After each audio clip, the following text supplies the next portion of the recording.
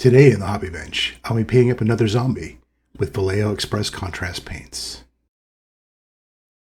So I have a zombie here from Warlord Games. I've gone ahead and given a gray primer with a dry brush of white. I'll be putting out a coat of Vallejo Xpress colors. This time he looks a little ripe, so I'm going to be using Rotten Flesh.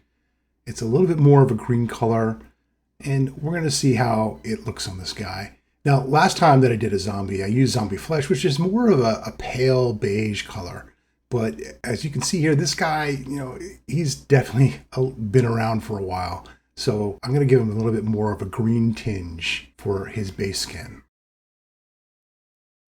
You can see now the foundation of his skin is laid down. So I'm going to be moving on, working a little bit more on his jeans. And my go-to for denim really is Storm Blue. It's a great color, and it looks exactly like jeans. So carefully go through one section at a time, try to block it in carefully, and just let the paint move into the cracks and crevices and do its work. Just try to paint as evenly as you can and work through one section before moving on to the other. Now that I've got his jeans painted on, you can look at that Storm Blue. It gives a great denim look. Now for his tennis shoes, I'm going to be using Mummy White, and it's a little thin, a little transparent. So I'm going to go ahead and put down just a base coat of white. And I think that'll give a better foundation of this trying to use gray and dry brushing it. Now for the shirt, I'm going to be using Nuclear Yellow.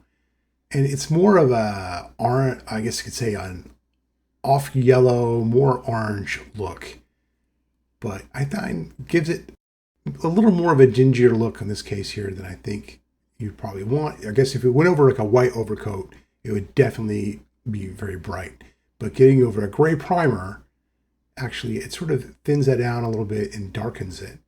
And so I think it gives a wonderful look. And again, like a lot of typical contrasts, you just try to give an even coat as much as possible. Just carefully go through that. Try not to get in other areas. But you can always go back and touch it up a little bit later.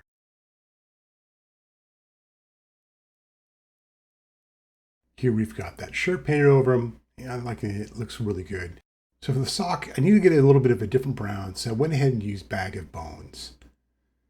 Now, I have found before working with the other zombie that demonic skin works great for dried blood.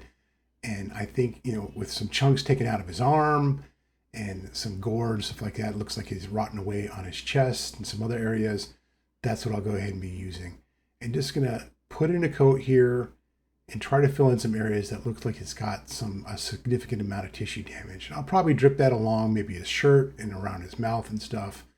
But I have to say this demonic skin, it's like a really deep, more brownish red. Not very intense and very bright. And I think for just old blood, it's a perfect look for these type of zombies.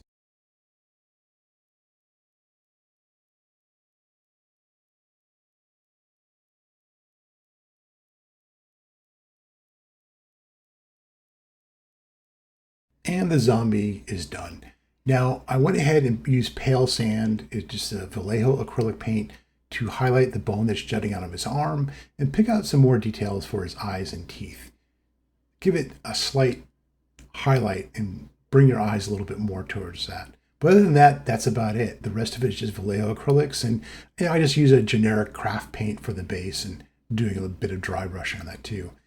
This is not going to win any awards, but I wanted to try to just embrace using these Vallejo contrast paints and do a quick and dirty paint job. And you've got a horde of zombies. This is a great way to work with it. And I must say for probably the more ripe zombies, if you will, that Rotten Flesh gives it a wonderful look, great color, good enough for the tabletop, and I can't wait to work on the rest of my zombie horde using these contrast paints.